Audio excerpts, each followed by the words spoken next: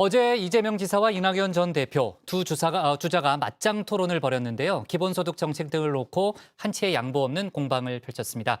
그리고 조금 전 진행된 국회 본회의에서 이낙연 전 대표의 의원직 사직안도 통과가 됐죠. 관련 내용을 톡 쏘는 정치에서 짚어보겠습니다.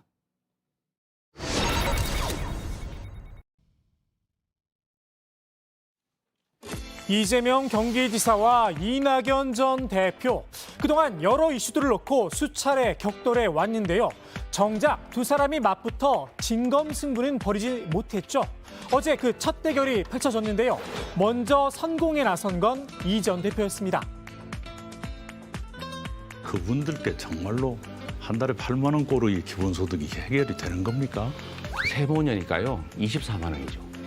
상당히 큰 돈입니다. 그거보다는 더 두터운 복지로 도와드리는 것이 훨씬 나은 거 아니에요? 부자한테는 세금만 걷고 가난한 사람만 복지를 늘리자 그러면 이게 복지의 함정이라 그래가지고 늘릴 수가 없어요.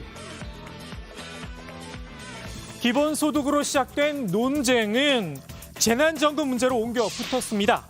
보편이냐 선별이냐 정답이 없죠. 다만 두 사람의 생각은 확연하게 달랐습니다. 이번엔 이 지사가 먼저 칼끝을 찔러 넣었습니다. 저는 우리 후보님의 이 정의관념에 조금 의문이 있습니다. 88%와 88.01%는 왜 차별받아야 됩니까? 그분들의 불만 때문에 저 어려운 분들을 적게 도와드려야 한다는 데는 제가 동의하기 어렵습니다. 부자들 이번에 그 상위소득자들, 사실 상위소득자 아닌 사람은 많이 빠졌습니다만은 그분들이 생각할 때 나는 국가에 세금도 많이 냈는데 자꾸 배제당한다. 이러면 국가에 대해서 섭섭하지 않겠습니까? 부자들에게 똑같이 주어야만 세금을 낸다라고 한다면 아마 노벨 경제학상 수상자 수십 명이 있는데 그중에 몇 명이라도 그렇게 하라고 권했을 거예요. 그런데 제가 아는 한 그걸 권하는 노벨상 경제학상 수상자는 없습니다. 두 사람은 일산대교 통행료를 무료화하는 문제를 놓고도 맞붙었습니다. 국민연금이 김포 근처 주민들 통행료를 받아가지고 그 수익이 있는데 자기가 자기한테 연 20% 이자 빌려주고 이자 명목으로 비용 빼낸 다음에 수입 부족하다고 세금으로도 충원받고 통행료 올리고 좀 더 충분한 대화를 하고 국민연금 측의 명예를 너무 짓밟지 않았더라면 어땠을까? 원래 계약에 따라서 했던 그 대상을 악마로 몰아붙이는 것은 그 민주적 지도자의 태도는 아니다. 제가 악마로 본 일은 없고요. 이거는 2014년부터 해오던 협상입니다. 검찰 개혁 문제로 신경전을 벌였었죠. 추미애 전 법무부 장관과 이낙연 전 대표도 일합을 겨뤘는데요. 말 그대로 불꽃이 튀었습니다.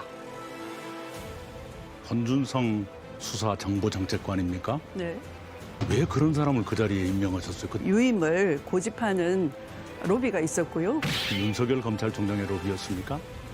윤석열 로비에다가 네. 안에 또 당에서도 어마한 사람들이 있었죠. 청와대 안에도 있었고요. 장관이 그걸 지켜내야 되는 것 아닌가요? 그 분위기를 만드셨잖아요. 호호. 그런데 추 전 장관의 말을 종합해 보자면 당은 물론이고 청와대 안에도 손준성 검사를 비호하는 세력이 있었다는 건데요. 그냥 묻고 넘어갈 순 없는 문제겠죠. 법무부 장관을 상대로 청와대에서 민주당 안에서 검사 인사청탁을 했단 말이에요? 누굽니까? 그 말씀해 주셔야 될 것 같은데요? 말씀드리면 네. 문제의 본질은 윤석열 일당이 저지른 이 국기문란 사건인데요. 인사 논란으로 그거는 문제가 이제 바뀌어지는 범죄의 거예요? 추 전 장관은 일단 말을 아꼈지만 불똥은 이미 청와대까지 옮겨 붙었습니다. 고발 사주 의혹 이런 것들을 가지고 정치권에서는 사실 관계보다는 서로 정치적 의혹 공방을 가지고 서로 이야기하고 있는 것으로 알고 있습니다. 자극적이면 지금 말씀하신 문제에 대해서 청와대가 답변할 사항이 아니고. 사실 이 전 대표가 추 전 장관에게 던진 질문, 왜 손준성 검사를 임명했느냐였죠. 다시 한번 들어볼까요? 권준성 수사정보정책관입니까? 네. 왜 그런 사람을 그 자리에 임명하셨어요? 유임을 고집하는 로비가 있었고요. 추 전 장관이 임명을 유임으로 바꿔 대답하며 스텝이 조금 꼬인 듯 싶기도 합니다. 당장 윤석열 캠프에선 이런 비판이 나왔습니다. 손준성 검사와 청와대의 관계부터 밝히라는 겁니다. 정권 차원에서 유임시킨 검사가 야당 정치인과 접촉해 고발을 사주했다는 이야기가 되는데 소위 고발 사주가 상식적으로 이해되지 않습니다. 어제 토론회 열띤 공방, 결국은 호남대전을 위한 전초전이었다고 할 수 있는데요. 특히 이낙연 전 대표의 결의가 남다릅니다. 의원직 사퇴라는 배수진을 쳤죠. 당 지도부가 결국 이 전 대표의 뜻을 받아들이기로 했습니다. 대선 경선에 임하는 이낙연 전 대표의 결연한 의지와 그 충정을 존중해서 의원직 사퇴 해서를 금일 본회의에서 상정 처리하는 데 합의를 봤다, 이렇게 말씀을 드리겠습니다. 오늘 본회의에서 사직안이 통과됐는데요. 의원직을 던진 이 전 대표의 절실함, 호남 정서를 자극할 수도 있다는 분석이 나옵니다. 호남 출신의 민주당 대선 후보는 김대중 대통령 이후에 당선자가 없거든요. 그렇죠. 그만큼 능력을 갖추고 있는 이낙연에 대한 절박한 기대감에 부응될 수도 있고, 특히 이제 전남에서 이기고 광주에서 이긴다면 달라질 수 있습니다. 이 전 대표는 오늘 정세균 전 총리의 사퇴로 무주공산이 된 전북 지역을 찾았는데요. 때마침 전북의 민심을 엿볼 수 있는 여론조사 결과가 하나 발표됐습니다. 전북의 정치 1번지라고 할 수 있죠.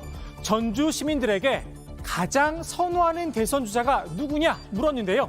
이재명 지사가 37.8%로 1위, 이낙연 전 대표가 21.7%로 2위를 차지했습니다. 여기서 눈여겨볼 건 정세균 전 총리의 지지율인데요. 17.5%에 이르는 정세균 지지자들, 이 표심이 과연 어디로 향하느냐? 이 전 대표는 이른바 반 이재명 정세에 기대를 거는 모습입니다. 신뢰할 수 없는 후보, 도덕적 흠결로 불안한 후보에게 정권제 창출 안심하고 맡길 수 없습니다. 당장 닥칠 언론과 야당의 수만 건의 무차별 폭로와 검증을 생각해 주십시오. 이 전 대표와는 껄끄러운 관계지만 추미애 전 장관의 선전도 눈여겨보고 있습니다. 최근 추 전 장관이 추표추, 추미애 표는 추미애에게 가야 한다며 이 지사를 견제하고 나선 상황인데요. 추 전 장관의 독자 행보, 이 지사에겐 마이너스 요인이 될 수 있다는 분석도 나옵니다.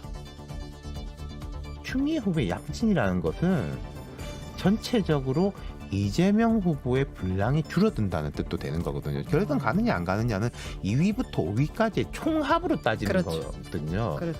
지지층의 성향상 추미애 후보의 지지층은 아무래도 이낙연 후보보다는 이재명 후보하고 좀 겹치지 않겠냐.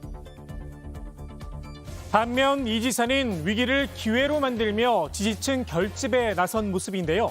이른바 대장동 의혹, 이를 정면으로 돌파하며 승부수를 띄웠죠.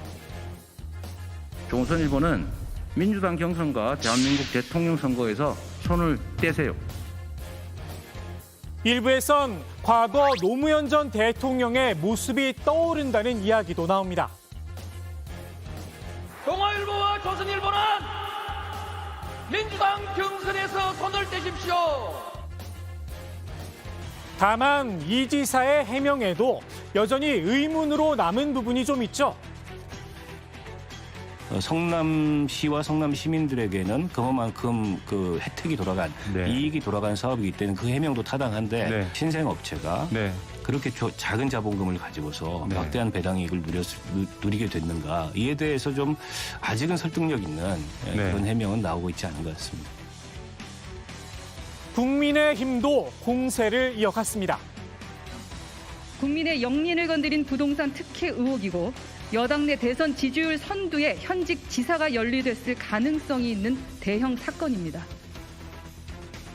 국민의힘 경기도 의원들은 관련 수사를 촉구하기도 했는데요. 이 지사, 이 역시 정면 돌파를 선택했습니다.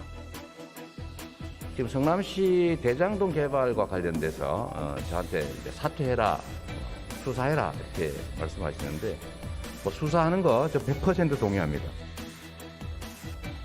그만큼 자신이 있다는 걸까요? 국민들이 지켜보고 있습니다. 오늘의 톡 쏘는 한마디 이재명 지사의 말로 대신합니다. 1억 개의 눈 그리고 귀 5천만 개의 입을 가진 국민의 집단 지성을 믿고